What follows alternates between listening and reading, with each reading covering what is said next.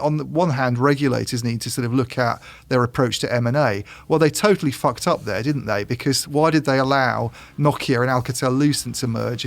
Could none of them see there was a possibility in the future that there'd be a backlash against the Chinese and that you'd have a two-player market? We're going to have an echo of this in the third segment as well.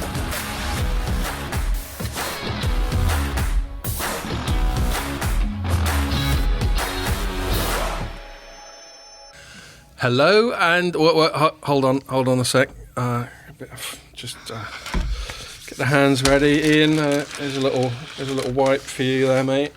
Clean yourself up, and after that, if you could put on some gloves, that'd be good. And if you can sit a bit further away, can you sit a bit further away, please, mate? I can feel the coronavirus coming off you from here, and and masks, of course. Right, Christ. Okay, hello and... Nah, of course not. Not going to do that. All right, mate, good to be back. Cheers. Wait, hold on, let me... Yeah. Come on, Pierre, catch up. Ooh. Yeah, is it... It's still in. Is it overflowing a bit? Yeah. So, here we are. Finally back in the office. Horrible, that. I don't know what's on it. It's like it's like coated in mucus. Yeah, it's very slimy. Yeah. I know, they've got those all over the office. So we're back in the office because it's the first week, so 12th of April for our international listeners, of which we seem to have some. 1st of April was like another little milestone and when we're allowed to leave the house again. Yeah. And so we thought, let's come to the office. So I'll start the podcast properly now, having done my little bit of theatrics. Pierre, thank you for indulging me. Hey, so welcome to the first Telecoms.com podcast from the studio this year.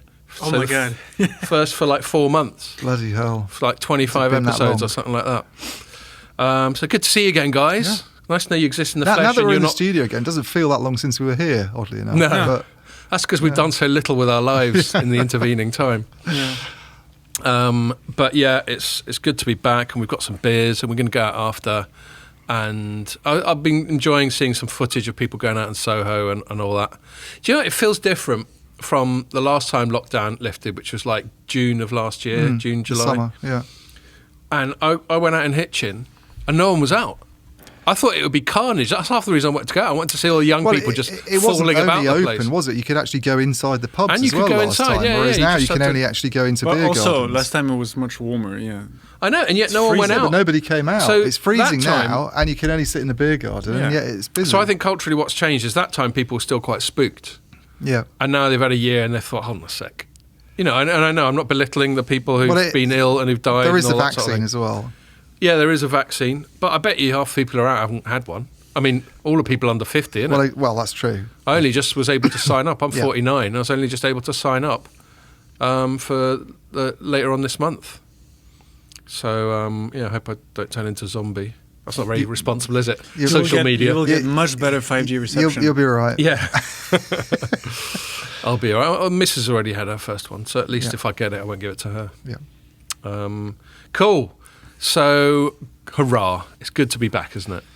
It is, yeah. But we do have a podcast to do. We can't just have an hour filming us getting pissed. No. So what we're going to chat about this week, there has been a fair bit going on this week. A lot of it all sort of regulatory, governmental, legal, that sort of thing, or strategic. So we're going to start by talking, there was, I think, a leak to the FT, but it's a fairly official, verifiable leak. It wasn't like people close to the situation reckon type of stuff. Yeah. About this sort of task force we've got headed up by Ian Livingstone, who wrote those books that you had in the 80s where you got to choose. No, that wasn't. That's a different Ian Livingstone. Who was... I do not get that reference. No, well, you're A, too young, and B, too French to get that reference. Yeah, there were these fighting fantasy books. Me and my mate Gauss is going to be out later. That's how we first met. And they'd be just textbooks. But at the end of, let's say, a page, it'd go, do you want to fight the orc? Go to number 3. Or Pick if you want to leg narrative. it, go to number 6. Right. And they were written by 2 guys called Steve Jackson and Ian Livingstone. So that was my obscure joke.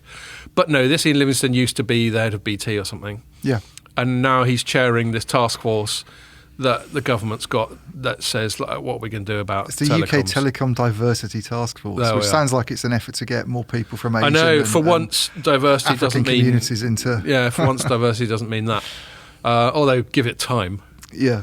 So we're going to start by chatting about that. Then we're going to talk about Huawei yet again. It just keeps announcing sort of, if it's not sort of annual numbers, it's sort of cunning new plans, and it was the latter this week.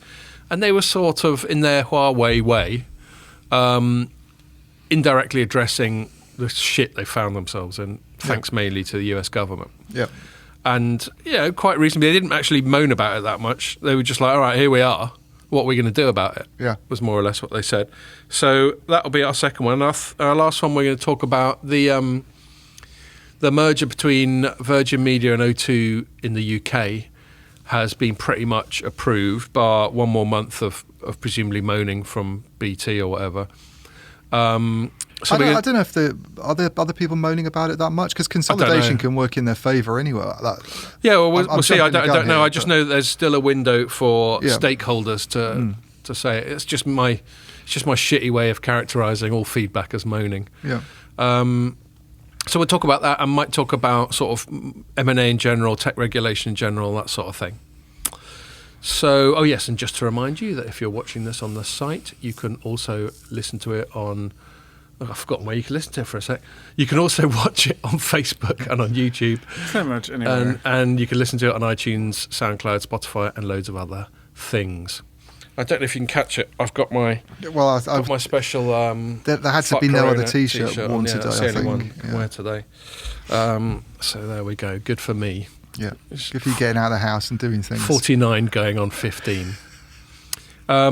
So I'm going to start actually because when we were having our fairly perfunctory "so what are we going to chat about" pre-chat, you flagged up this thing that was in the FT, and you've remembered what the name of this task force is, and I haven't, and you know that it's chaired by a guy who didn't used to write children's fantasy books.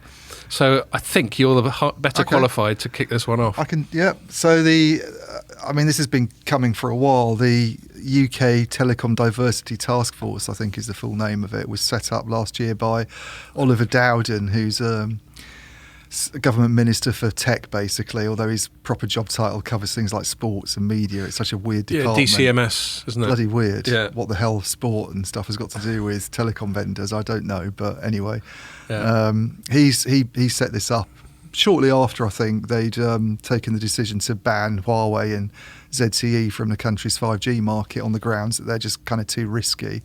And the worry was that if you do that, you're only going to really be left with two alternatives. A fairly realistic worry, is that's the fact on the ground. Yeah.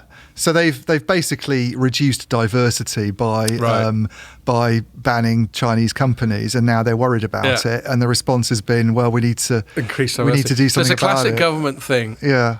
The classic sort of government stroke regulatory game of whack-a-mole. It is a whack-a-mole. Where they go, right, let's deal with that. Oh no, that's created a new problem. Right, let's deal with that. Oh, that's great. Oh no. Yeah. And then they'll probably sort of have some national champion that does really well, and then they'll have to throw some money at Nokia and Ericsson for skanking them out of market share. So anyway, but the task force got it's 12 members maybe. I mean, it's got some big names on it. Ian Livingston used to be head of BT. I believe Scott Petty's on it, who's the CTO of Vodafone UK. Ros Singleton, she's on it. Who used to be head of UK Broadband, which was bought by Three. So it's got some sort of heavyweights. And I think there's people from the NCSC involved in it as well. People like Ian Levy, who's sort of technical director of the NCSC. So it's quite a it's got people who seem to know what they're doing. I thought it was quite worrying, actually, the report that came out in the FT this week, which suggested that, the FT wrote a sort of 300 or 400 word story. Obviously, not much nuance there. You can't cover all aspects of this report, which I suspect could be 80, 90 pages, who knows. Were they leaked the whole thing, or do you think they were just leaked excerpts? Maybe they were just leaked excerpts. I mean, they didn't make that clear. But the thing they seized hold of was this apparent recommendation that operators should... So there's all these dealing in percentages these days. You can't have more than 30% of Huawei in your network by 2022 and all this lot. And it seems like this has continued, but in the other direction. It's so arbitrary. So now instead of saying you can't have more than this percentage of this company in your network, they're saying you should have 25% new vendors in your network by the mid-2020s. New vendors meaning not Ericsson or Nokia, because obviously that's what they're trying to get away from. And obviously not Chinese. And the idea being that if we don't act, I'm guessing this is what they're thinking. If we don't act and have this kind of quota in there, then we've just got this two-player market, which is not a great situation to be in. But to me, it's a very worrying sign of sort of government intervention, really, in an area that I think the government should stay out of. I mean, I think the move to ban Huawei and ZTE can be sort of justified on the basis that it's not a good idea to have your critical infrastructure being built by companies that are answerable to Xi Jinping. And also, you could even. It's not like with every passing day you think, let's give Xi Jinping a break. It isn't, exactly. And there were, and he's just locked up Hong Kong's biggest media owner. I saw that today. For just taking the piss. Yep. And there were trade arguments as well, for doing what they did. But I think taking it to the level where we're saying you have to have companies that aren't Ericsson and Nokia in your network is, it's the government basically interfering in an operator's commercial arrangements with its suppliers. It's the sort of thing that was going on in the early 1970s when you had like the Harold Wilson government interfering in the car sector and trying to engineer mergers with British Leyland, and it all went horribly 3-day wrong. week, rubbish piling up in the streets. Exactly. It's not quite going as far as that in actually picking an industrial champion and saying we want to sort of support this company, but it is. There are elements of that, because I think where a lot of this comes from is this kind of hope that, if they have policies like this, it would give rise to local homegrown players, perhaps. There's this hope that Open RAN, this new technology, which is really the only thing that operators can introduce if they're not going to use Ericsson and Nokia. Yeah, it's the great hope. It's the great hope, and there seems to be this hope that if you push that, then it will give rise to local alternatives. And that maybe we'll get sort of British players like, have a bit like the days of Plessey and Marconi and these British companies that used to have a play in the network sector but ended up getting bought and sold off and merged and everything. But I just think it's a really dangerous move, to be honest with you. I mean, it's curious why they're so worried about this particular consolidation as well. I mean, there's all sorts of instances of consolidation and oligopolies and market imbalances that go on throughout the global economy these days, and that they've seized on this. Why this is a bigger worry than the fact that there's only one company in the world that can make the most advanced chips at the moment, or that we have the public cloud outside China that's dominated by three players, and nobody seems to be ringing alarm bells about that, and why the government is taking it on itself to have this particular approach to telecom, I find a bit weird, and I think it'll just backfire, because there's no signs really of any UK companies at the moment that you could support that are going to be able to rival Ericsson and Nokia. But they're not specifying UK companies. No, they're not. So what are they going to do? Samsung. So what's the net effect of this going to be? Is going to be to weaken the power of two European suppliers. In favour of either Samsung Asian or US companies. US, and they're doing it at a time when a lot of the operators don't. So this is the other odd thing, this mid-2020s suggestion to me. It's pretty The mid-2020s, all these companies have now made decisions, apart from Vodafone, they've all made decisions on their 5G strategy, and they've all picked Ericsson and Nokia. Funnily enough. Let's just like the government told them to. Just like the government told them to. Now, let's remember that this is extremely capital-intensive industry where you spend a lot of money and you then tie yourself into a relationship for a number of years and you depreciate that equipment. They've just been told they've got to strip out a load of Huawei equipment, and now the government's coming along and potentially saying, oh, hang on, you need to have a quarter of your network that's not Ericsson and Huawei, and you might need to replace some of their stuff by the mid-2020s to have... Now, none of this has been published yet, so we don't But it quite seemed know. But it seems seemed to fully be going legit down when the that, FT covered it. Yeah, and I just find it. And the if I FT was is one an of the operator, better when it comes to not just pulling anonymous sources well, out of its arse. it's interesting because I watched a Telecom TV webinar, or a little bit of one. Our old colleague Ray, who went over to Telecom TV, they did an interesting webinar on open architectures and supplier diversity, and I got directed by somebody to. So did I, by the same person. Okay, to a bit of Neil McRae talking about this. Neil McRae's the chief architect of BT. And what he said was really interesting, because he basically came on, he got asked a question, the question was basically what he thinks about supplier diversity. And he kind of came on and went, we've gone to fewer suppliers, actually. We've saved money by supplier going diversity is a pain in the arse, he basically Supplier said, diversity is didn't awful. We used to have 45 vendors in one bit of the network. We've gone down to 4. And he says all this open stuff where people are suggesting that there's even 5 companies makes me want to run for the hills, I think is how he put it. They want fewer suppliers because they can get the economies they need, they can save money. And now the government's coming along and saying, hang on, it's not okay for you to have 2 companies in your network, which is what BT will have in the RAN. You need to have a bunch of these open RAN guys as well, because that's. So there's an open RAN tangent on that, which I'm going to come to, because when I covered an open RAN story this week, I linked to your story because I thought you asked a really good question that cuts to the chase. But my coverage of this FT thing is very consistent. People are going to think that we spend all day chatting to each other, but we don't. Days can go by. Yeah.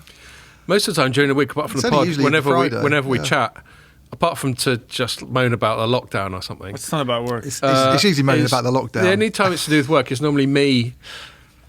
I'm not sure what to think about something perhaps a bit more technical, and I go, Ian, I sort of sanity check. Go, Ian, is this more or less barking up the right tree? As long as you don't go, Scott, have you been drinking? Then I think, all right, I'm going to go with that angle. But that's about the only time we chat. Anyway, but we do often agree, which is quite handy. And let me read you the last 2 paragraphs of my coverage of that thing. I said it's hard to know how seriously to take government-commissioned reports such as this, which is expected to be published later this week. Presumably, and I don't think it has, actually. So that was written. It's not been published yet. No, I've been looking for it every morning. Said, that they thought it'd be out. And I didn't see it today. Maybe I've missed it. Maybe it's just come out now while we're talking. But yeah. Okay, well, they're leaving it late. But then sometimes they do with these things. Anyway, presumably the people compiling it have some sense of the desired outcome and are keen to be considered for future report compiling work. This is my cynicism coming in here. The fact that it was produced by an organisation that has a specific aspiration baked into its name just adds to our scepticism. I also refer to myself in the third person because I'm turning into a megalomaniac. I think I'm the Queen. But, that's why I have my headline, Vendor Diversity Task Force calls for more vendor diversity. It's kind of baked in. And then my last paragraph, I said, ultimately, this should be a matter for the market. If smaller vendors come up with competitive kit, then UK MNOs will consider using it. If they don't, then imposing substandard products on the UK's telcos merely to hit some arbitrary threshold would be foolish and self-defeating. Spot on, exactly. Yeah. And if you're a company boss at the moment, or the CTO or something, Howard Watson, who said similar things to Neil McRae a few months ago, actually, to a parliamentary inquiry, almost like he was trying to warn off doing this kind of stuff. And then you've got someone coming along saying, "Oh, we're telling you can't choose these companies. You need to choose these ones, even though they're still shit by 2025." Yeah. Your shareholders are going to be. It's like they don't understand how the free market works. I know telecoms is heavily regulated.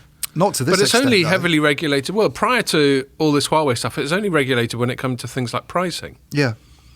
That was Ofcom's job. I think there's a worrying. This is the politicisation of telecoms that we've been talking about for years. But I think this actually goes beyond telecom with this particular government, and we're going to get into territory that we always end up straying into, which isn't strictly speaking telecom when we start whinging about coronavirus. So you love it, don't you? But there's a move, I think, towards things that previous Conservative administrations would have looked at and gone, that's a nightmare scenario. Yeah.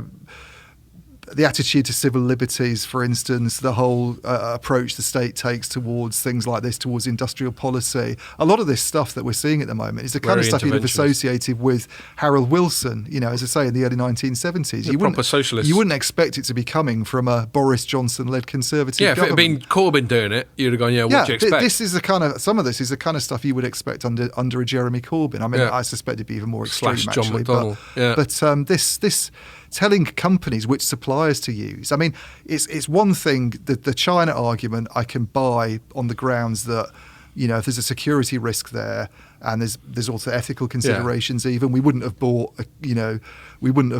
military stuff off the Germans in 1937. I'm guessing. So, you know, you could sort of and we wouldn't be selling guns to Saudi Arabia. I mean, that's a complete quagmire, isn't it? It is a quagmire, but yes, but it doesn't mean it's wrong. It doesn't mean it's the US is. But, as are we. But you know, no one's scared about Saudi Arabia. You know, whereas China's exactly. China's but the slightly ethics, different. You know, the ethics of what they get up to. You know, what's his name, chopping up journalists and shit. Yeah, but it's not just the ethics, is it? If the Chinese, if there is a security risk and the Chinese has got, you know, a route into crippling infrastructure, then which we're still not sure about, are we? After all these years of No. banging on about it, we're still not sure. No, that a bit of Huawei. But the point kit, is, you know, if the future geopolitics, if there are a clash between China and the West, we don't want to be enriching the Chinese anyway, do we? And giving them control of our technology sector, I think, is probably the kind of the thoughts of the people who've warned about Huawei. Now, I can sort of buy into some of that stuff, but I think taking it a step beyond that and saying, right, well, now we've got to this situation, and we need to worry about what kind of companies come in, and you need to use that, and you need to use this, which is very much a commercial thing. It's very, like you say, it's very much something for the market. If there's a problem in a market where there's too few suppliers, on the one hand, regulators need to sort of look at their approach to M&A. Well, they totally fucked up there, didn't they? Because why did they allow Nokia and Alcatel-Lucent to merge?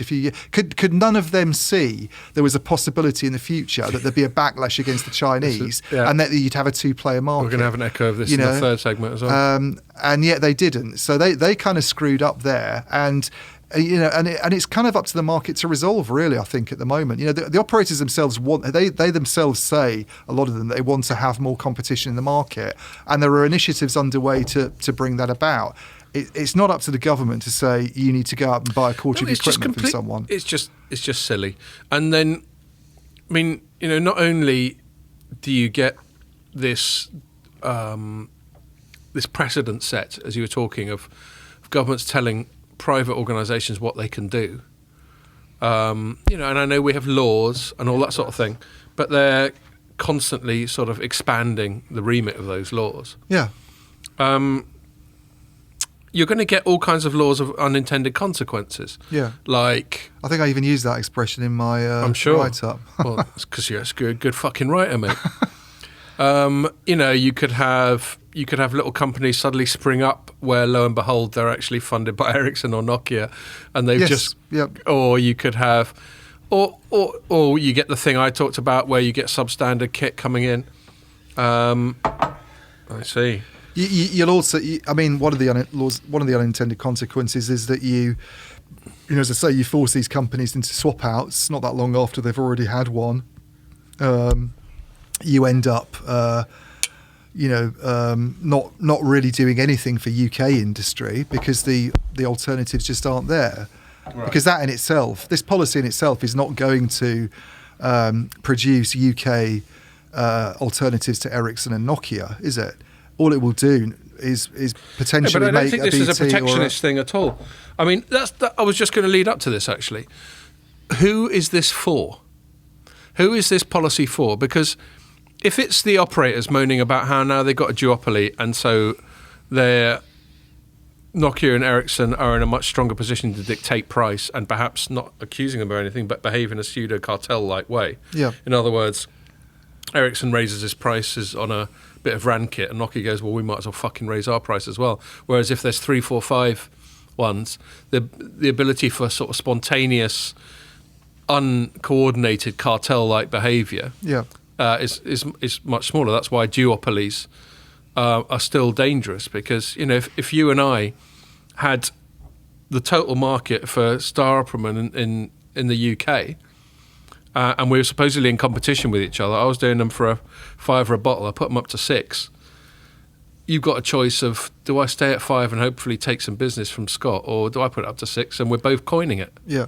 And we don't even need to conspire. We don't need to get together in a room and rub our hands together. So you would think one of the main purposes of this is to protect the operators, but then it's self-defeating, because then they're imposing, if the operators want vendor diversity, then they'll vote with their wallets, won't they? Yeah. And they'll go, well, no, I'm gonna buy into this thing. So here's the other thing I wanted to talk about before I forget about it. Another story this week was the Xilinx Mavenir thing. Mm-hmm. And so Xilinx, which makes hardware, especially semiconductors, and Mavenir, which makes sort of cloud software with for telecoms. I'm sure it's more complicated than that, but that's all I can remember how to pigeonhole them. Got together to make this sort of package of a 5G radio that's sort of Open RAN compliant. Yeah. That you can just sort of plug into a broader Open RAN setup. And you asked a question, so you actually bothered to interview them. I didn't. I keep getting cussed, by the way, on my forums for being lazy. I wrote one story, and I think the commenter slightly misunderstood why I wrote it. And I went, "Oh, they're doing this, or something." And what I meant was to be flippant, it's like, or whatever. But he thought I was just expressing a sort of indifference and a disinclination to actually research the thing properly, which I'm also guilty of, but that wasn't particularly what I meant there. Yeah. And I didn't bother, just to prove that I'm also guilty of it, I didn't bother to actually interview the people, and you did. So when I wrote it up, I linked to you. And you asked a question saying, if this is so open, well, to paraphrase you, and I'll let you correct me if I've got it wrong. If this is Open RAN, why is it bundled? Yeah. The whole point of Open RAN is each vendor is completely autonomous, mm-hmm. and then the operator picks and chooses, and because they've all got the right software, they all fits together like Lego or whatever. Exactly. So why are you bundling it? Yeah. And then I think it was that lad who I've interviewed from Mavenir. What's his name? John Baker. Yeah, John Baker. He was going, well, yeah, totally. You can swap out Mavenir anytime. So why fucking have it in the first place? If you can swap it out, that's what I don't get. And so that sort of feeds into the thing we were saying before. If it works, then you're going to do it spontaneously. You don't need to have it forced on you, either by bundling or by government this fiat. is why I think the whole Open RAN thing is, it's very curious as to where it's going to end up, really. Do we end up with a market where you really do have operators just going out and buying components willy-nilly and slotting them alongside other components and it all works brilliantly? Probably not. What Mavenir and Xilinx are doing is they're just trying to produce a kind of something carbon copy of what Ericsson and Nokia do, aren't they? Really, they're trying to replicate that model, because they know that a lot of operators don't want to actually, all this talk about they all want to go out and they want the freedom to buy their software separately from their hardware, or actually a lot of them don't. They want more competition in terms of options available, but they still want integrated deals, I think. And this is an integrated deal, isn't it? You've got Mavenir integrated itself with Xilinx, and it's all very well for them to say... A bit like a bunch of Ericsson kit all bundled together. Exactly, it's the same thing. It's two different companies, but it's still, you're going to one company to get it. You're going to one shop to buy this stuff. And then, the question is... I think the question I asked them was, well, can someone take out Mavenir software after they've done this and put Altiostar or Parallel Wireless in instead? And they're like, well, yeah, if it's compliant with the specifications, then yeah, that's the idea. But until someone tries to do that, we don't know, do we? Anybody can say that until an operator has actually gone and done it. We don't know how easy that is. But the point is, it's an integrated deal. Let's be honest. Yeah. It might be around compliant. It's a starting point. I think it's exciting. I think Xilinx is exciting because it's being bought by AMD. AMD, I used to cover AMD back in the day before I was into telecoms at all, and it was more just general IT, but especially semiconductors. But it was more, the reason I covered AMD is because I was covering semiconductors for PCs. Yeah. And they were the only competitor to Intel on the CPU side, and they were the only competitor to NVIDIA after they bought ATI on the GPU side.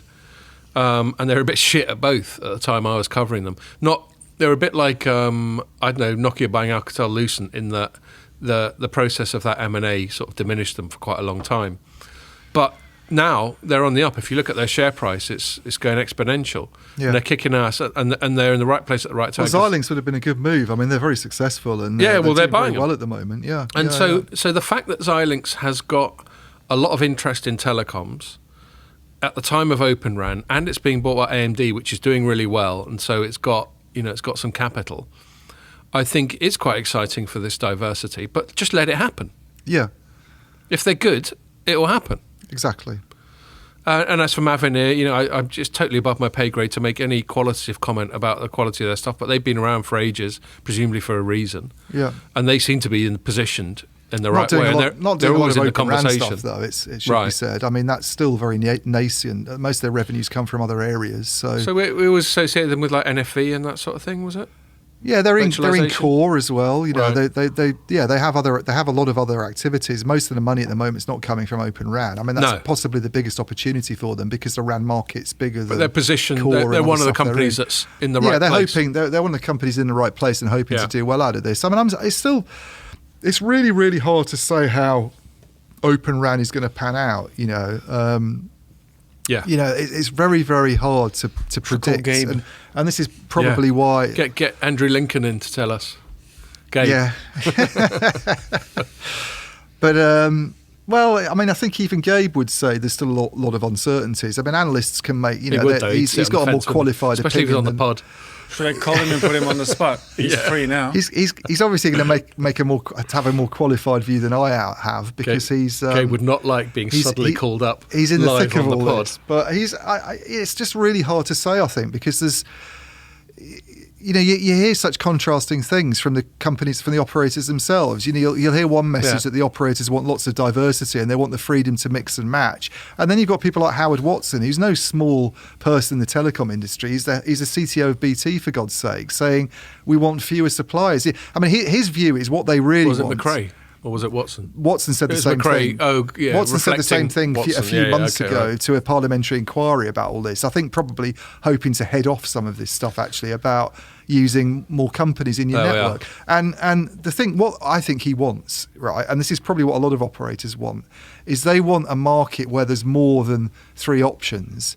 Yeah, they don't want But they're just still only the gonna three. pick a couple but of they're them. still only going to pick a couple Yeah. of them. They're not going to go out and do this thing that Rakuten seems to have done, where you get loads of different people involved in the party, and it's all very complicated, and you have to integrate it all, and okay, if you're greenfield and you're doing it from scratch, it's probably you can get the automation in place to make it a bit easier. But for a brownfield player with some legacy stuff as well, and and it's got a lot of customers to support on old platforms, you don't want that. Neil McRae said this: complexity is the worst thing for operators. They want one or two suppliers. And so this is why the Mavenir Xilinx thing's interesting, because they can just pitch that as this is your all-in-one kind of RAN deal, and I think even part of that deal was actually Mavenir doing the core as well. So you take your core and your radio from this Xilinx and I think Mavenir we said this setup. on either the last pod or the one before. We said, is it still Open RAN if A, B, C, and D suppliers are the best for each component, and you buy them as a bundle? Yeah. Well, how different is that to buying the lot from Nokia or Ericsson? Yeah, it's not. And maybe the only thing about Open RAN is that it's made it. This is why these standards are curious, actually, because any company can open its interfaces to any other company. Xilinx and Mavenir can get together and say, look, we'll make sure that our stuff works.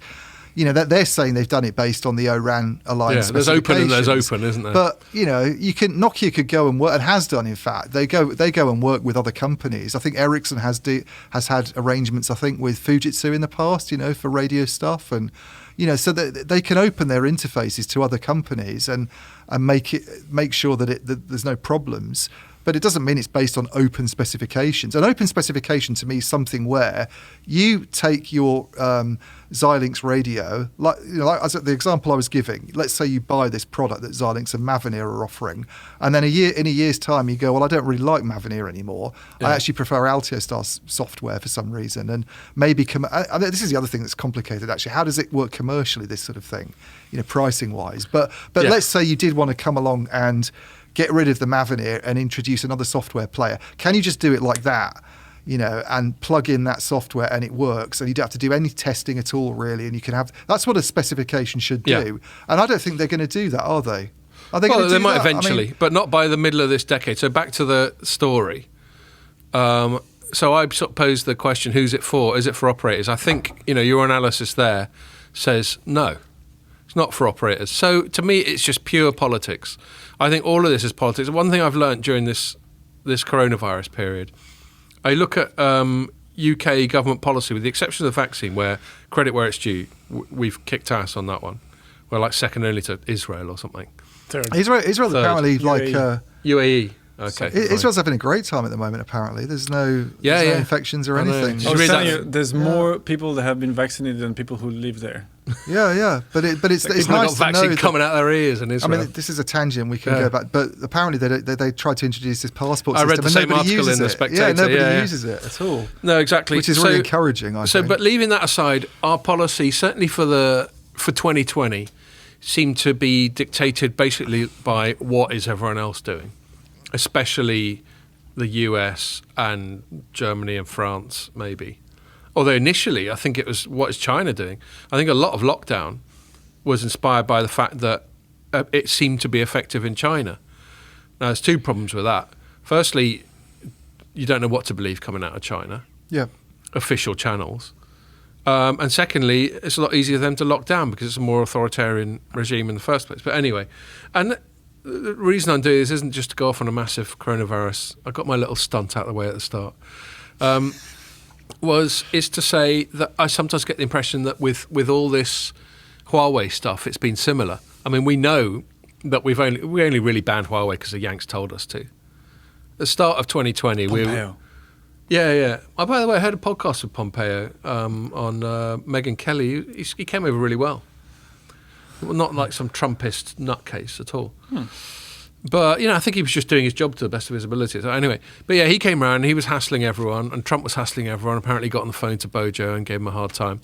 And initially, Bojo was going to be like, we'll let them in a bit.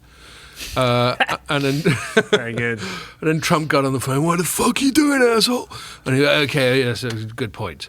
Yeah. And that's I think it was partly that. I think it was also the US sanctions made Huawei's position a bit. Well, uncertain, that was the stated reason, and I'm sure there was some justification for that. But the broader theme for me is that we were sort of following some kind of international consensus. This wasn't completely isolated, autonomous decision making. Yeah. And I get the impression, so that happened with Huawei, and I think that's what's happening post Huawei. With the Americans have clearly decided that Open RAN is a political thing. That the politicians are all excited about Open RAN. To the extent to which they understand it, fuck knows. Yeah. What they do understand is that it's not Chinese and it's not Ericsson and Nokia. That's about as much as they probably understand. And I think we're just sort of going along with it. And I completely agree. This 25% thing, and we should probably move on at this point. This 25% thing is arbitrary. There's a lot more of this arbitrary shit going on. I'm going to talk about it in the third segment, but there's an American politician called Hawley, a Republican, who's just come up with an arbitrary threshold of company size after which they're not allowed to do any M&A. Yeah. And it is, like $100 billion market cap or something like that. And market cap can fluctuate like mad anyway. So if you're a tech company, you've got no chance these days. Well, yeah. So yes, I agree. They should just leave them to it and let's see how it goes on. Let's sell some stock so we go down and we can. Everybody's worth 100 billion these days, aren't they? Don't even get out of bed for companies that aren't worth 100 billion. 100 billion. It's the new 100.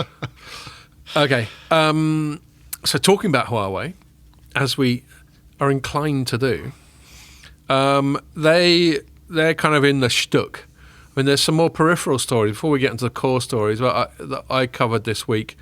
Their Counterpoint, which is set up by a couple of former strategy analytics colleagues of mine, published some data that said that they've fallen to distant third even in the Chinese smartphone market. So you got Oppo and Vivo, who are both annoying with capitalisation. So Oppo's all capitals, Vivo's no capitals, including at the start. Both of those and why have they got really names that annoy sounds me. like they come from Portugal or something? Yeah, well, there's that as well. I mean, presumably their proper names are some Vivo crazy like Chinese character. A big music thing, Vivo. Yeah, well, it's also a Chinese smartphone manufacturer and is currently the number one in that market. Yeah, South American operator. Oh, as well. I think, no? Yeah, well, yes, I think so. Oh, with an I. I was talking with two E's. There we go. Right, okay. VIVO. But yes, I mean, they'll have some really cool, intricate sort of Chinese character. Yeah. And so that'll be the westernization of their names. Huawei was like about 46% of the Chinese market, even as recently as Q4 as last year. Now it's down to about 15 and is continuing to decline. So, and that's about the only place that it thought it had a hope in hell of selling smartphones. So its smartphone business is proper fucked. And that's a few billions. Yeah, that's a few billions right there. And as we're going to come to in the main bit, its networks might be struggling. What I'm interested in is whether there's any chance of Huawei getting its Harmony OS system used by other Chinese companies. No, I'd say there isn't. As long as they can still use Android, they won't use that. And it looks like Harmony's not even... Because if their own phone business is going down the Swanee and they can't do that, then the chances for Harmony aren't looking particularly good either, No, I'd say the chances for Harmony are very slim. I mean, it could get good enough to be functional. It's an Android fork, let's not forget. It's not completely its own thing from the ground up. I didn't even know that. Yeah, it's an Android fork. Plenty of people have tried Android forks, and Amazon tried Android forks. Right. They generally don't work, not because the software is intrinsically inferior, but because Google, Yeah, what you want is the special stuff, not the skeleton. Yeah, what you want is the Google-ness. Yeah. You want the Play Store. Yeah. It's the only other curated app store apart from Apple's one. Google Maps. Yeah, you want Google Maps, you want Gmail, you want all the other Google goodness. What's funny is that, to go back to Huawei... It's good to have you back here and chipping in there. Yeah. I wasn't even being sarky there, He's very quiet on the Zoom stuff. Yeah. Hopefully I make an interesting point. I just saw recently that Huawei is pushing with like a brand new camera module in partnership with Leica again. Right. Actually, speaking of companies that are quite sad about this, probably Leica. Yeah. They landed an enormous contract with Huawei to build their smartphone cameras. Yes. And now this. They would be, Like they would be a loser. Yeah. Carl Zeiss is cracking up. But apparently, like, they're a brand new module. I'm like, so they're still trying. I guess some teams inside Huawei are like, no, we'll carry on. But as you're saying, well, they're going to keep carrying on. And so we'll get to the main thing. So they're in all sorts of bother. I'll hand it over to you, Ian. So basically, they had a analyst day. Yeah. And again, I think you bothered to listen to it live. I sort of flicked through the YouTube vid on catch up, and checked out the press release. So why don't you give us from the top what was the analyst day about, and what should we take from it? Yeah, I mean, it was sort of it was kind of what they're doing over the next few years in response to all the crap that's going on, in a nutshell. And my main takeaway away from it was that I mean, they didn't say this as bluntly as this, but basically, they can't get access to the chips they need anymore. For telecom and for the hardware businesses that they've been in for so long and that they've done so well out of. So what they're going to do now is they're going to focus on other things, essentially. And that includes things like, there's a big push on software, because obviously that's less susceptible to a US attack, I guess. What sort of software? Well, they're a bit vague about what sort of software. I mean, Harmony OS was a part of this. In fact, they spent a bit of time talking about Harmony OS and how many developers they have in China and outside China. They won't appreciate me being so dismissive about it. But I think, what they're saying is that, enterprise is really big in this. And that's the area of their business that actually did quite well last year. I think they grew quite a lot. So 20% or so, wasn't it? Yeah. I mean, what they were saying was that basically businesses that are less dependent on cutting edge chip technology, which they can't get anymore, where they can work and get access to those chips still and develop software and come in and provide a solution, the kind of stuff that you might sell to enterprise customers in some cases. And there's a lot of network components that don't need this. Yeah, I was just sorry to butt in, but I thought that's one thing I detected from that. The inference was something that you've been really strong on, and I haven't seen anyone else in our space cover at all, is the semiconductor implications to them on the network side. Yeah. And I thought, they didn't say it explicitly, but reading between the lines, I got the impression they were going, the semiconductor shit's hitting our networks as well. Yeah, I mean, there was a bit of discussion about this. You have to stay on till the end of it before they really kind of address this. And the Marvel bonus at the end. Yeah. Yeah, exactly. After the credits. Yeah, after the credits. Because someone, I don't know who it was, but someone asked a question, and then they went.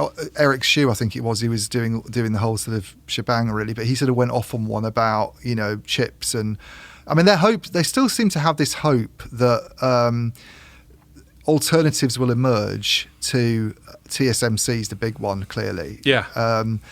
Within a time frame that means they can carry on running down stock that they've got, and they're going to be okay. And these other I think companies they've run it down. Well, a lot of analysts think they've run it down, and you know That smartphone thing, yeah. they fell off a cliff between Q4 last year and Q1 this year. They fell off a cliff in terms of Chinese market share. That to me implies that there's a supply problem, not just a demand problem. I spent a long time wondering whether because the smartphone thing's been a bit more obvious in shipments and companies like Counterpoint, and some measurable. of your colleagues, are measurable. Yeah. I spent a lot of time wondering whether the network side of it was less susceptible to what the US have been doing. You know, this kind of cutting them off from TSMC thing, and the reason they've been cut off from TSMC, just for people who aren't aware, is that TSMC's Taiwanese, but it uses equipment and sort of design tools that come from American companies like people like Applied Materials, and then I think even the sort of what they call electronic design automation software as well that's used is sort of from US companies as well. Like Cadence, so exactly.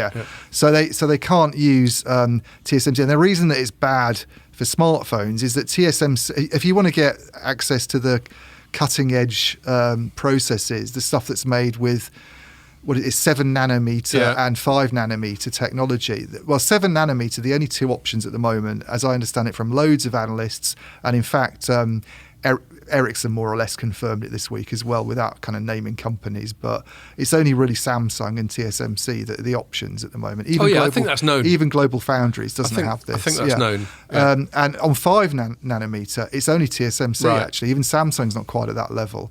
And then you go up to 10 nanometer and you've got a slightly you Intel. can bring some more in. Yeah, and it was only a few years ago that we were much higher manufacturing. And I was thinking for a long time. I mean, this stuff's recognised that you need these processors in smartphones for them to be competitive at the top end of the market. Yeah. And so I was thinking, well, in terms of 5G equipment, is maybe that less dependent on this stuff? Well, I've always found it funny.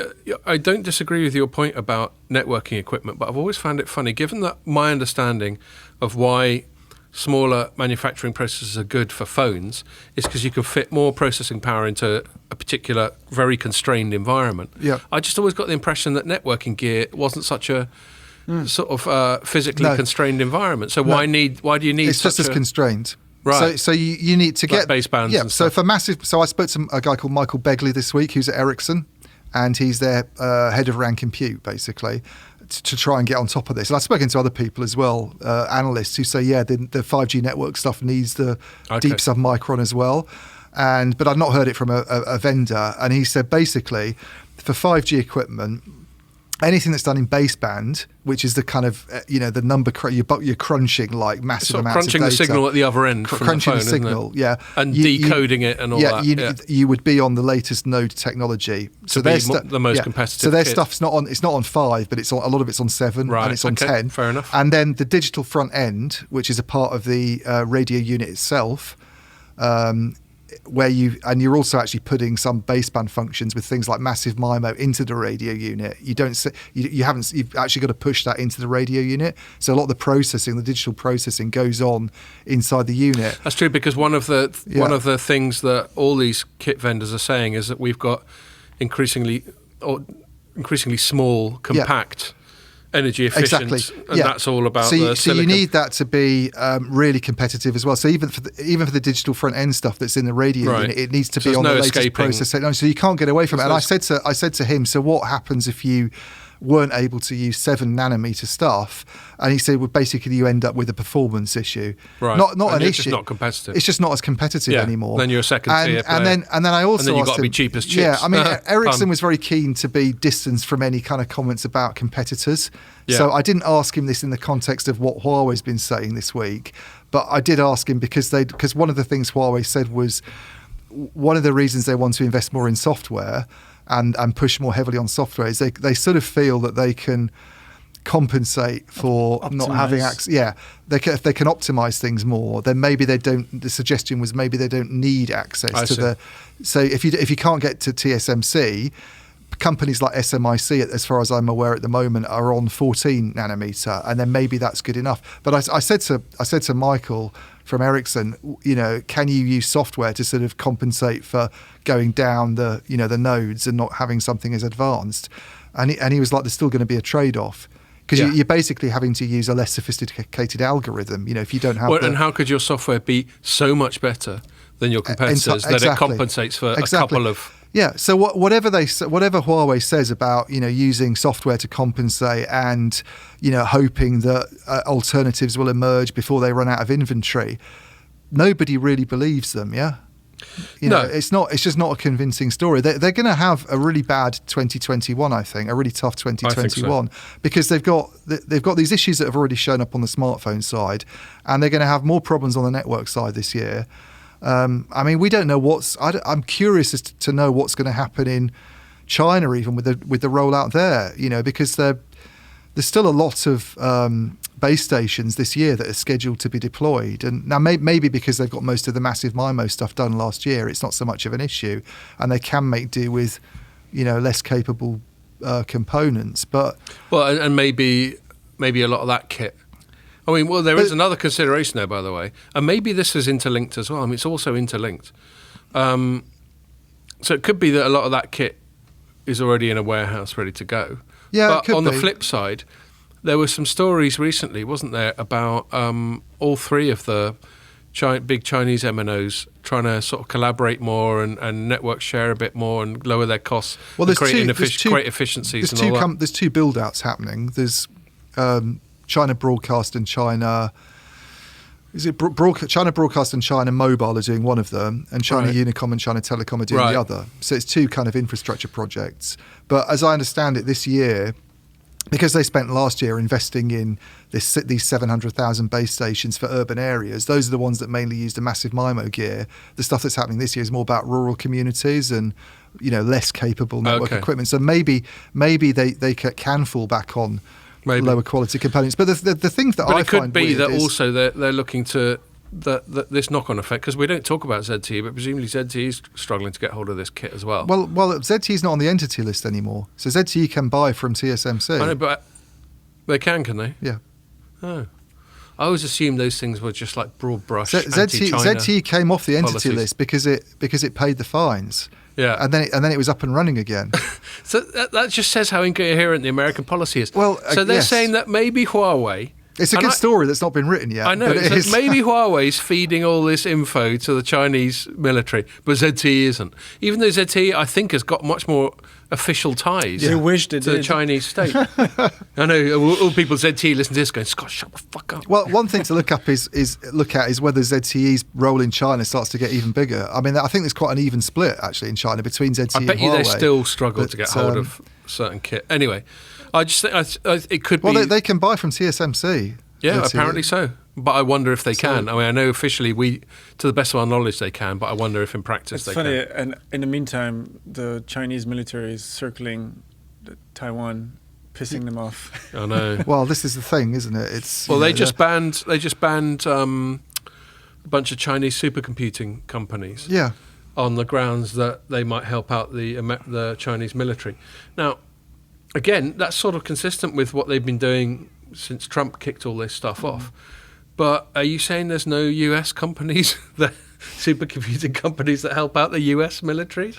So the wording of that thing was basically Chinese military bad and implied US military good. So it just becomes a straight judgment call. And they have to dress it up. But, this is Cold Warfare by trade rather than by nuclear arms race. Sorry, to go back a few steps, I just wanted to know, do we know who picked up the market share from Huawei in the smartphone business? You said it was down to 15. Who? Well, in China, it was Oppo and Vivo. Oh, really? Okay. Yeah. Not Samsung, not Apple, according to Counterpoint. They only use 3 data points. I don't remember them talking about Samsung and Apple that much. They'd be the other two big players, and obviously Xiaomi and countless other number one Shenzhen smartphone manufacturer. I was just wondering if there was one major winner. No, Oppo and Vivo. Oppo and Vivo are the two main winners. And then internationally, it'll probably be it would just be the whole Android ecosystem. So I mean, LG, as we know, just crashed out, so that's thinning out. Samsung's a dominant player in Android in most of the world. So yeah, Samsung or maybe Google itself. Yeah. Yeah, although funnily enough, I mean, here I've got a Pixel. My old Pixel's been handed down to Scott Jr. I like Pixels just because they're clean and then you don't have the third-party sort of bloatware on there. But I don't think they have massive market share. I mean, I'm a bit behind.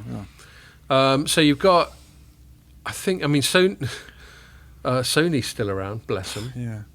And I think Oppo's doing really well. So I did a little look. I just did a little straw poll by going on to EE and Vodafone and O2 and all that. And 3. Don't forget 3. Aren't they like half price compared to Samsung and Apple?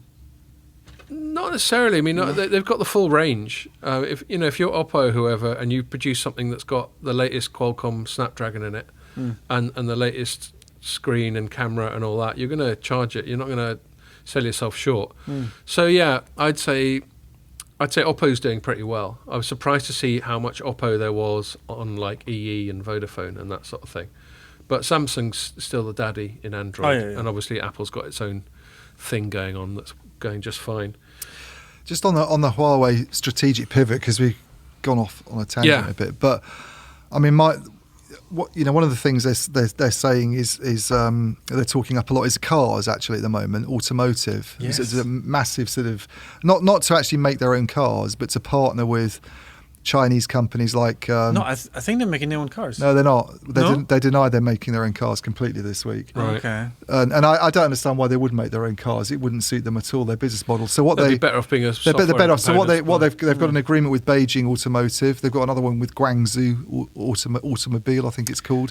And this is the push on software, that they develop the software for things like autonomous driving and a lot of the systems that you have and in the car. connectivity. And it was really interesting hearing them talk down 5G actually and 6G in the context of you'd never have heard this, I don't think, 3 or 4 years ago from Huawei, for Eric Xu to be saying we don't think 5G is necessarily that important in autonomous driving Right. at a time when What is then? well, this is exactly what he was saying. Autonomous driving, how dependent it will be on 5G is very much up for debate. And it's only the people who think that your autonomous car has to be linked to all the kind of road furniture around it. Right. And it's not practical anyway, because it means mobile operators have to have high capacity 5G networks everywhere, even in remote areas for it to possibly work. So he was really talking down 5G, which was kind of it's kind of curious. A company that and it's interesting, isn't it? Now all of a sudden their 5G business is looking under threat, and they're trying to move away from it and be more of a software company and an IT company. That they're saying actually maybe I bet he 5G drives a Tesla and he sees the Tesla drive by itself amazingly with just cameras, and he's like, maybe we don't need it. Yeah. So I mean, back to what you were just saying, Ian. I think to sort of conclude this segment, I put myself in Huawei's position, and they're being expedient, they're being pragmatic. They're going, here's where we are, here's how we're going to try and make the best of it. And I sort of think, fair enough. I've got no real criticism. I thought the cunning plan wasn't that cunning, but at least they're giving it a go. It's quite sweeping. It's quite sort of dramatic. Yeah. And if they can pull reading it off, between the great. lines, that they're basically saying everything that made us an absolute ton of cash, we're gonna diminish. Here's the thing: any other company in any other country in the world, if they said we're going to go from telecom to being a big IT player, which is kind of what they said in a way. Then we talked about the cloud a lot as well. You go, there's no way they're going to be able to pull this off. But with Huawei, with its R&D budget, the Chinese government behind it, a market of 1.4 billion people, Western companies aren't going to get a look in that market. The Hewlett Packards and the IBMs, forget about it. They might just about do it. The trouble is, I don't know if they can do it quickly enough, because their networks business is going to go like this. You talk about IBM. There's a classic example of someone who pivoted from being a supplier of PCs and mainframes to basically being a sort of software and services company. But that took decades. Yes, yeah. Well, we've seen how Huawei came out of nowhere. So. I mean, I don't know. Yeah. I wouldn't say it's impossible for them to do, knowing what they've done in the past, but it's going to take a little while. It's going to be hard. Well, and I think, so the final thing I take away from that is while it was not explicitly said, they're sort of saying our network business is in a bit of trouble. We Yeah. know their smartphone business is in trouble, Yeah. but we didn't necessarily know their networking business was in trouble. The- For them to say we're going all in on software services and enterprise is sort of them going, we're going to have to try and pivot away from networking. The other curious thing about, maybe just to finish it off, but Yeah. the other curious thing about the network business being in trouble, which I've sort of long suspected but not really known until talking to people about this, nanometer issue, Yeah. is the companies in Europe that are still using Huawei, and there's quite a lot that haven't gone away from it, including big German players like Deutsche Telekom, Telefonica in Germany, not so big, but KPN in the Netherlands is dependent on Huawei. What are they thinking? What are their CTOs thinking? Because Ian Levy of the UK's National Cybersecurity Centre raised this as an issue last year. This is one of the reasons for them to, ban Huawei and ZTE, that it would just be kind of untenable in future because it couldn't get access to components, and that in itself will be a security risk. But Deutsche Telekom's gone all in with Huawei on its 5G rollout. I mean, it's got Ericsson there as well, but I think Huawei's responsible for 2/3 of the network, and they've gone at pace basically to roll that out. And you're sort of thinking, well, if there is a supply crunch in the future and you can't upgrade equipment and you can't swap things out, so why what take the do risk? you do? It's such a risky thing to do. Yeah. I'm really curious. And there's no to risk. know- There's no risk. I mean, of if buying- anyone from Deutsche Telekom's watching, because I'm sure I've asked them this and not got answers on it, then let Come on. us know. But I don't know what they're thinking. It sounds like Come a on. very, very risky Timothy. move to me. Timotei. Why is he named after shampoo from the 80s? Okay. It's only a joke, by the way, and not in any way xenophobic. Okay. Besides, I hassle Pierre all the time about French stuff, so people know my heart's in the right place. Okay, so getting back to sort of regulation, M&A, that sort of thing. We finally had the merger between Virgin Media UK, owned by Liberty Global, American company, and O2, owned by Telefonica, Spanish company. And so approved, yeah, but by the CMA, the Competition and Markets Authority. Now, when I say approved, the timeline is there's still a month for anyone to sort of write into them and go, hold on a minute. It's like the sort of wedding thing, isn't it? I was about to say Does anybody that. have any objections? Yeah, to this? exactly. I was about to say that. Yes, I'm married to O2 UK. I was about to say that. Forever remain. Or forever shut the fuck up, basically. And they might, but it looks like it's 99% there. I mean, someone would have to come up with a real graduate type of banging on the glass type of situation for this to get scuppered now. And, my take on it was good. I'm pleased. Virgin is a fixed line and content player. O2 is a mobile player. They're not diminishing competition in either sector. They already approved. My basic line was always, if you can approve BT buying EE, then what's the fucking problem? Yeah. And so now we've got another sort of converged player to take on BT and EE, and then Vodafone and Three have just got to think about how they're going to propose it, either through partnership or through M&A. So I'm pleased they've approved it. The concern was only about wholesale mobile. They actually didn't really give a toss about the Virgin side of it. Their concern was about O2 as a wholesale MVNO supplier. Yeah. And they do supply a lot of big MVNOs, GIFGAF, Tesco, Leica, Sky, I think. So they're possibly the biggest MVNO wholesaler in the UK. Because GIFGAF must be one of the biggest MVNOs. Well, GIFGAF's owned by O2. Oh, of course it is, yeah. Right. But yeah, they are. Thank you for anyway, schooling me. They are. Live. But yes, they are probably one of the biggest MVNOs. It's not that obvious. No, but, I know. I but- was only joking. Yeah. So yes, well then that just adds to the legitimate concern. If they own one of the biggest MVNOs, are they going to try and favour GIFGAF over Yeah. the likes of Tesco and Sky? And they sort of went, nah, they're not. But it took them 5 months. And the bugbear I've got, I always get really annoyed at just bureaucracy. Bureaucracy annoys me, and it's the pace of it. You have to have bureaucracy. I'm the first to say, as I have countless times, you have to have, as we'll come to in a bit, you have to have anti-monopoly bureaucracy, otherwise monopolies will happen. Yeah. Funny that, isn't it? Scott and Ian being the star suppliers, sooner or later, we're going to merge and have a monopoly because we'll do the maths. Live in the Seychelles. Yeah, exactly. So people will form monopolies if they can.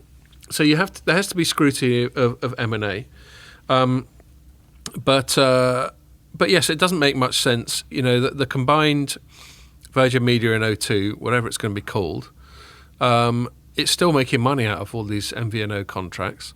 giffgaff is established. Yeah, it could possibly put its thumb on the scales, such that giffgaff was able to offer shit a bit cheaper than Tesco and Sky. But I wonder, apart from people who go to compare the market and stuff, I wonder how much difference that would make. Anyway, but the thing that annoyed me is that took 5 months. But even that was quicker than it would have been. I don't know if you remember, this was originally going to be a European Union thing. Yeah. And then there was this big. It wasn't even necessarily a given that the European would hand over, the EU would hand over jurisdiction to this thing to the UK after full Brexit, which happened at the start of this year. God knows what it would have to do with them after Brexit anyway. Yeah, it's none of their fucking business anymore. But this is but I like sort of keeping an eye on things. Anyway, they did, so good for them. And our CMA was like, yeah, that's good. Now we can crack on with it. But it still took them 5 months to go. Are they going to rip off Tesco Mobile? No. That took them 5 months. Yeah. So I mean, that's the thing I find funny is because when you look in the press release as well, it's like the reason no, and I think it said unlikely was the word. So they couldn't even reach a conclusion anyway. Yeah. But the reason it was unlikely is because backhaul costs, I think, was one of the things. It's such a tiny bit of the overall bill. Anyway, well, how long does it take someone to work that out? You could have gone and asked an analyst that on day one and said, how much is backhaul costs of the overall sort of money that a customer spends in ARPU? Break it down for me. Oh, it's insignificant. Oh, great, thanks. Yeah. There's a decision for you. Could you take 5 months for this? Because I'm quite enjoying my massive and lunches. The point you just made about EE and BT, they've already gone through this process, the UK. It's like a carbon copy of what's happening here, except it was a more worrying except it's smaller players. Because these are smaller ones. So why couldn't they have just said, well, look, BT and EE was okay. So what's the, there's no rationale for not allowing these companies to come together anyway. So they could have sped it up, but they chose not to. So what I want to ask you, having had my moan about the glacial pace of bureaucracy, whether it's European, just to show that I'm not just having a pop at Europe the whole time, I think our bureaucrats could definitely raise their game. What do you think the consequences of it are? Do you think it's going to shake up the UK market? What do you think it's going to take for the combined Virgin and O2 to be properly scaring sort of BTEE and so on? I'm not sure that they're going to properly scare BTEE. I'm not convinced that it's a merger that's going to be hugely successful. Why is that? Well, I think it's going to be massively loaded with debt for a start, this combined player, and I think that will constrain what it's able to do. There are some things that count in O2's favour. It's got a good reputation for customer service. It's not using any Huawei in its network, never has, so it doesn't have some of those swap-out problems. Everyone likes a bit of Sean Bean. Yeah, it's always, it's... But then on the other hand, Virgin Media is almost the opposite. It's been, it's shit basically as far as customer service goes. Stars my dad for years. He'll confirm that. It's had a dreadful reputation, and bringing two companies like that together can often be a real nightmare. What do you do about branding? Even BTEE caused branding issues for a long time. I'm a customer of both, and I was getting phoned up by different bits and asked about things that I shouldn't have been asked about. And let's be honest, the EE brand is a lot cooler and sleeker than the BT brand. And yet, actually, arbitrarily, I don't even know why. It just BT now, don't they? And almost. I don't know if it's just a colour scheme or whatever. Yeah, but they've got the branding issue. They've got. Integration's never easy anyway. When you bring networks together, all right, they're different networks, but and you look at Virgin. It's it's had all sorts of issues with this Project Lightning thing that it's been trying to do. It's way behind schedule. It's kept quiet about that for a while. Yeah, it's very much behind schedule. You've got a BT that's rolling out very, very quickly at the moment and actually doing a pretty good job. I'm quite critical of BT in write-ups that I do, because I think in a lot of ways they have financial problems and they've not really dealt with a lot of things. But on the fibre rollout, credit to them. You've got other companies like City Fibre in the market that's a competitive operator now. Hyperoptics even started advertising on London buses, for God's sake. I just think it's... Does it? Yeah. The market for I'm still not convinced by this market for bundled offerings anyway, to be honest with you. I don't, it seems to have taken off in certain bits of Europe, but is it something that UK customers have embraced? I mean, I remember talking to analysts who cover this stuff even a year ago, I think, before we went into lockdown, and they were saying it's not happened as quickly here. And there are still reasons why people might want to buy, a mobile phone service separately from a fixed line, and keep the two things distinct. And you've got to have a pretty compelling proposition anyway at the moment, I think, to do with, based on something like sports or, something else that's quite hard to put your finger on to really differentiate yourself. I mean, with the advance of companies like Amazon and Netflix into the TV area, what is it that broadband operators can really provide as a kind of add-on experience? I guess that anybody can go out and get a broadband line and run an Amazon service over it, and so it's very hard, I think, to make converged deals look all that exciting or different from what what other people are doing or what you could get yourself just from sort of stitching a few things together. So I don't know. I'm just not convinced that it's going to be. No. And the other thing, back to your debt point, for them to go toe to toe with BTE, they'd have to chuck a lot of money at it. Yeah. And I just don't think either company. I don't know. You might know this. I know Telefonica's always struggling with debt. So either parent company I'm talking about here. I don't know what Liberty Global's situation is like. It's bad, right? Yeah, they're very indebted, and I think so they haven't got a lot of money to chuck around. No, and it's not a good idea it's not a good time to be heavily indebted at the moment. You notice a lot of companies trying to reduce leverage at the moment is one kind of trend that's been happening in the market for a while. But there's concern in financial markets about... Say debt, don't say leverage. You're not American.